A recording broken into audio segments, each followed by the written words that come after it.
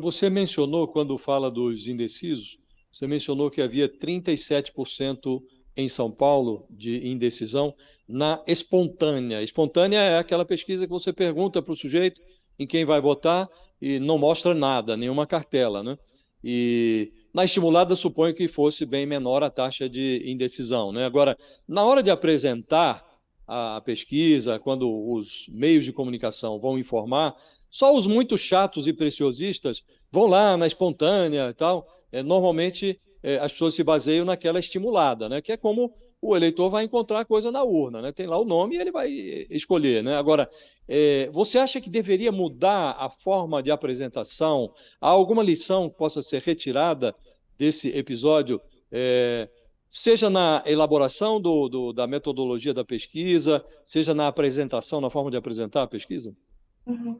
Sim, acho que sim. Acho que primeiro falando um pouco sobre a divulgação, o que aconteceu foi que, né, estava todo mundo muito mais focado, mesmo os eleitores, né, mais focados na eleição presidencial, tanto que na eleição presidencial esse índice de indecisos ou de quem poderia mudar o voto era bem menor do que para governador.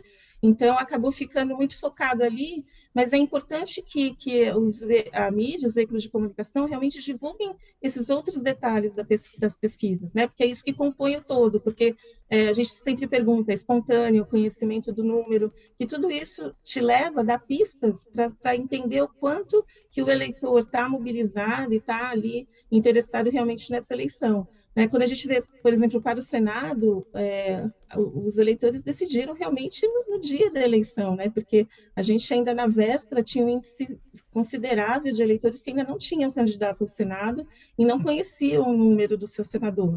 Isso no sexta e sábado. Então, essa definição realmente foi de última hora, foi tomada ali no dia da eleição. Né? E o que os institutos de pesquisa que a gente tem que fazer é tentar minimizar ao máximo que haja alguma interferência, tentar conseguir captar a opinião de todos os tipos de eleitores, né, de todos os segmentos da população. A mesma explicação vale para o Rio de Janeiro, Luciano? Tem alguma novidade no Rio? Porque no Rio É, também foi muito surpreendente o resultado. Mostra pra gente aqui a pesquisa da Datafolha do Rio de Janeiro na véspera das eleições. Tem como a gente colocar aqui, Luiz, por favor, o Datafolha Castro com 44% das intenções de voto e Freixo com 35%. Uma diferença aí de 11 pontos percentuais. E agora o resultado das eleições no Rio de Janeiro. Vamos colocar o resultado das eleições no Rio.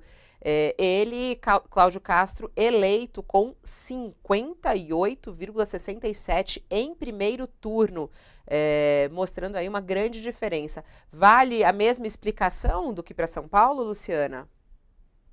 Então, aqui no Rio de Janeiro já é um pouco diferente, né? Porque aqui a gente não viu esse movimento porque era o contrário, né? Quem estava à frente era o candidato apoiado por Bolsonaro, né? Tanto em São Paulo quanto na presidencial, era o PT em primeiro lugar e depois o segundo colocado.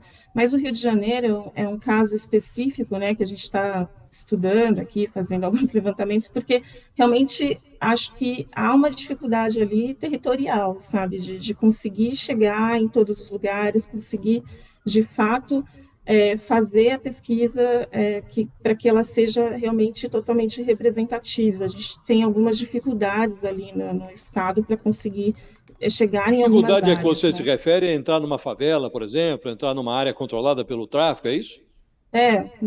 Porque assim, tem muitas áreas controladas, né? Então, assim, muitas vezes o pesquisador ele tem que se deslocar, né? Ele não pode ficar ali naquele lugar, ele tem que ir para outro.